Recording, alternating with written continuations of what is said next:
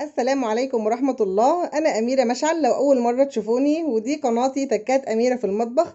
النهاردة إن شاء الله هنعمل آيس كريم تحفة يا جماعة، مفيش مقارنة بينه وبين أفخم الأنواع والله العظيم بجد في الطعم وفي كل حاجة. هنعمله بمكونين اتنين بس، في منتهى السهولة وفي منتهى الجمال وكل حاجة. هنعمل معاكم فانيليا وآيس كريم الفانيليا والأوريو والشوكولاتة إن شاء الله. زي ما انتم شايفين كده، في منتهى الجمال ومنتهى السهولة ما شاء الله. شايفين هو قد ايه طري وجميل وما شاء الله عليه تحفة جدا. ان شاء الله هيعجبكم قوي. اوريكم كمان ده الايس كريم الاوريو. شايفين بقى من جوه قطع الاوريو فيه كده وجميل جدا ما شاء الله. هيعجبكم جدا جدا جدا.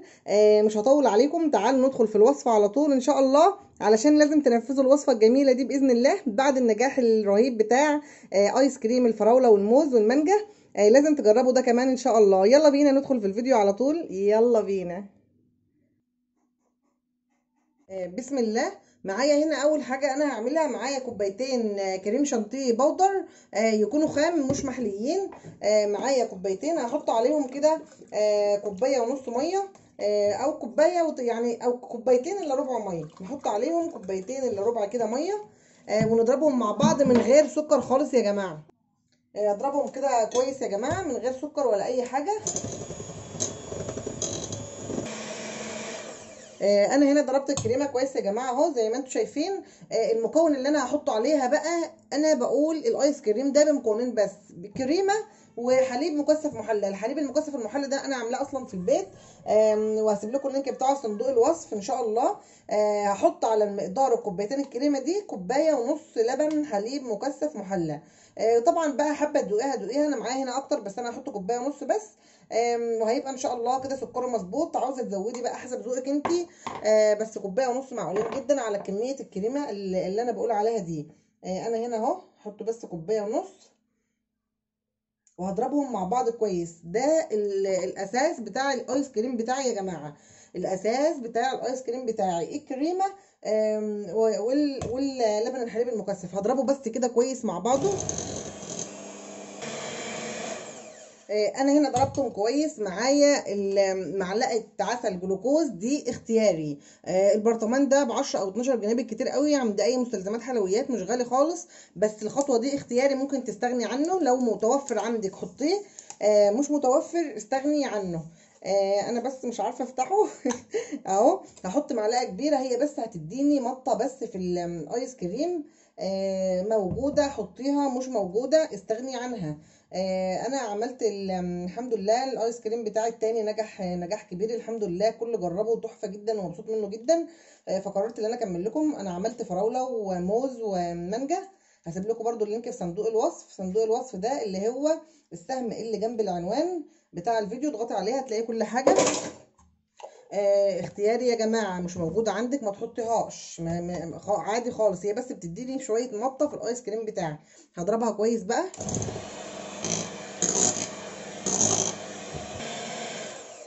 انا هنا ضربته كويس. شايفين القوام بتاعه عامل ازاي؟ انا حابه اوريكم القوام عشان تبقوا عارفين ان انتوا ماشيين مظبوط. القوام بتاعه كريمي وتحفه جميل قوي. انا بقى هقسمه. هشيل بس كده المضرب بتاعي وهقول لكم احنا هنعمل ايه.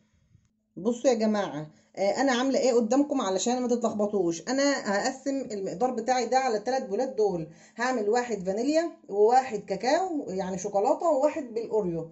زي ما انتم شفتم. انا حاطه البوله الصغيره دي للفانيليا لان احنا الحقيقه ما بنحبوش، بس انا عايزه اوريكم الفكره بس بتاعته. انا هقسمهم على ثلاث بولات اهم. الفانيليا قدامه الفانيليا اللي هضيفها عليه، الكاكاو قدامه اهو بودره الكاكاو الخام معلقتين ونص كبار.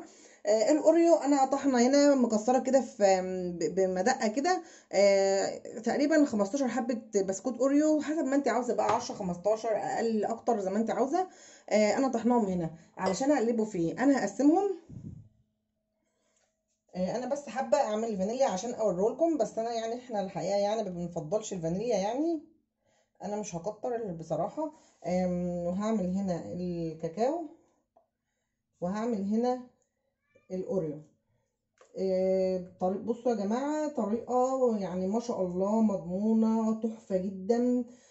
مفيش يعني مفيش فرق، مضمونه 100% زي بتاعت بره بالظبط، جميله اللي بالحليب المكثف. زي ما قلت لك، هم مكونين بس حليب مكثف والكريمه اللي انت شفتيها. مفيش فيها اي صعوبه ولا اي فمن ولا اي حاجه خالص. انا كده قسمت الخليط بتاعي كده على 3.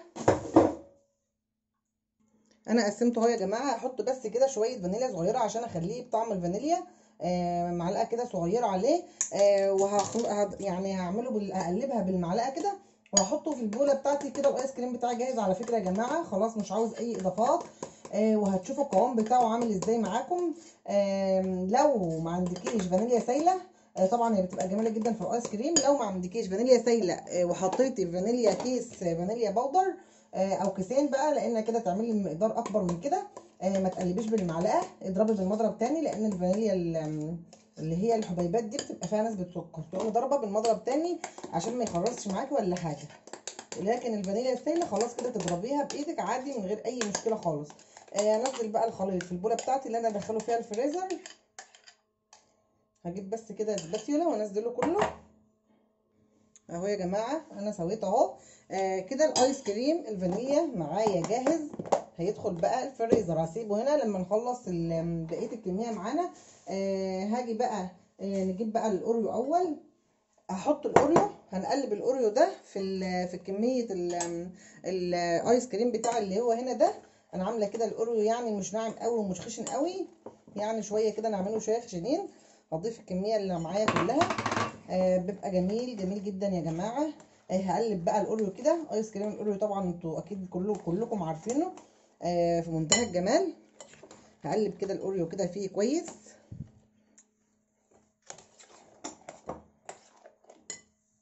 هجيب بقى اللي انا هحطه فيها اهو يا جماعه. انا حابه اغير الشكل، اعمله في السيليكون الطويل ده. ان شاء الله هرص بس كده اوريو تحت كده، هرص اوريو تحت. عشان لو قلبناه يبقى كده شكل الاوريو فوق فيه كده. هيعجبكم قوي قوي ان شاء الله. انا هسيب لكم اللينك بتاع الايس كريم التاني برضو في صندوق الوصف، واللينك بتاع اللبن المكثف المحلى. انا حطيت اهو اربعه بالظبط اهوت تحت كده في البوله بتاعتي دي اللي انا هحط فيها. هنزل بقى بالايس كريم كميه محترمه. يا شايفين يعني يا جماعه، احنا بنشتري الحاجات دي والله غاليه، وحتى الوقت يعني احنا المفروض ما نشتريش حاجه من بره برضو.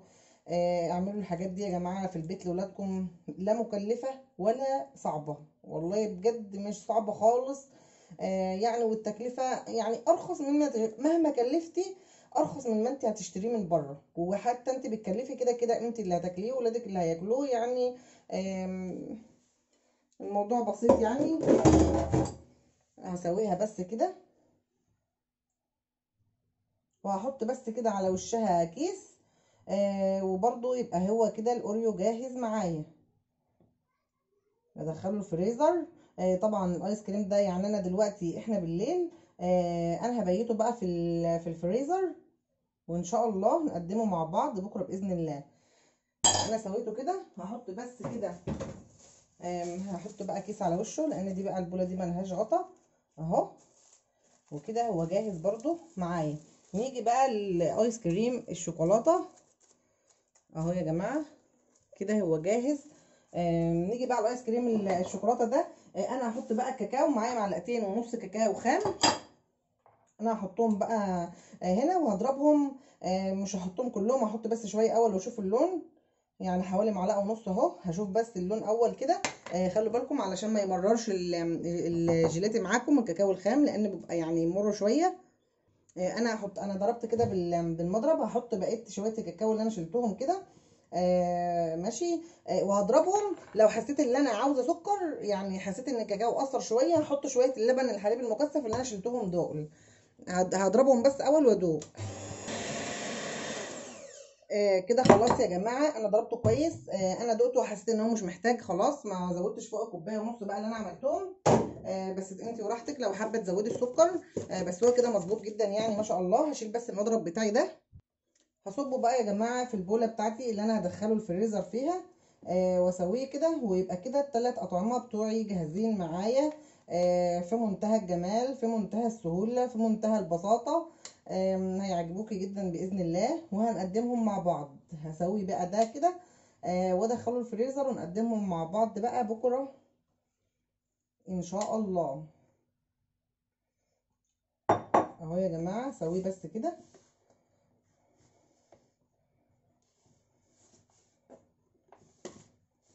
وكده الثلاث اطعمه بتوعي جاهزين معايا، فانيليا، اوريو، شوكولاته.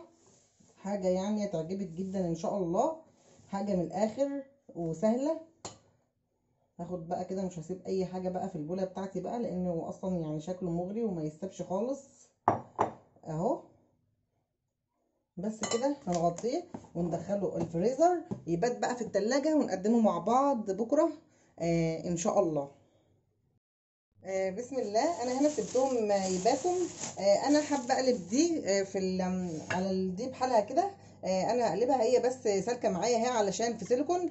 بس حضرتك لو هتحطيها في حاجه غير السيليكون يا ريت تحطي بقى تحتها كيس مثلا او اي حاجه اهي زي ما عملتها بالظبط. السيليكون طبعا سهل جدا في الاستخدام.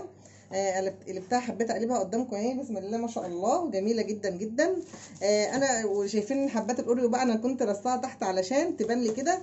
انا بس كل اللي هعمله فيها اللي انا بس هحط كده شوكولاته بس كده، اي شوكولاته عندك بس كده مش اكتر.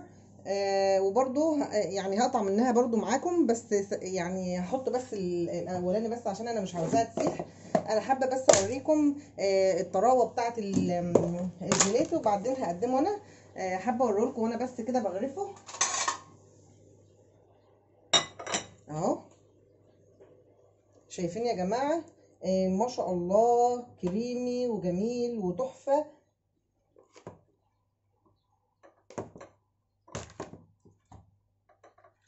انا بس عاملاها كده بس حابه اوريهولكم شويه بس، وبعدين انا هملي البوله بتاعتي دي. انا عاوزه بس اكبسه، انا بس مش متحكمه عشان هي صغيره.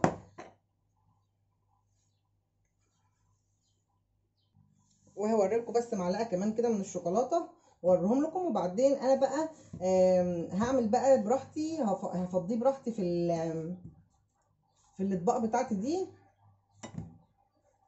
مفروض انت بس تطلعيه بس من التلاجة. انا طلعته بس بستخدمه على طول، بس هو طري قدامكم.